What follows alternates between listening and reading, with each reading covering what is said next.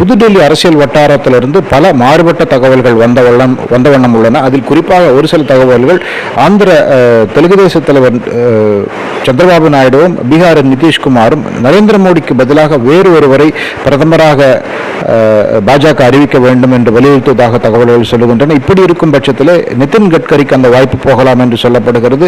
Nitin Gadkari RSS ஆலும் ஏற்றுக்கொள்ளப்பட்ட ஒரு தலைவர் என்று சொல்லுகிறார்கள். அப்படி உள்ள சூழ்நிலையிலே நரேந்திர மோடி ராஜினாமா செய்துவிட்டு அவருக்கு பதில் வேறு ஒரு பிரதமர் வேட்பாளராக பாஜகவில் அறிவிக்கப்படலாம் என்றும் தகவல்கள் சொல்லுகின்றன. அதே வேளையிலே இந்தியா கூட்டணியில் ராகுல் காந்தி கூட பிரதமராகலாம் என்று சிவசேனா சொல்லி இருக்கிறது. ராகுல் காந்தி பிரதமரானால் அவருக்கு பிற கட்சிகளுடைய ஆதரவை பெறுவதில் சரத்பவார் போன்ற தலைவர்கள் கண்ணும் கருத்துமாக இருக்கிறார்கள். சரத்பவார் சந்திரபாபு நாயுடுவோடும் நிதிஷ்குமாரோடும் பேச்சுவார்த்தை நடத்துவதாக சொல்லுகிறார்கள். பல பரபரப்பான காட்சிகள் புதுடெல்லியில் அரங்கேறி வருகின்றன என்பதில் எந்த சந்தேகம் கிடையாது.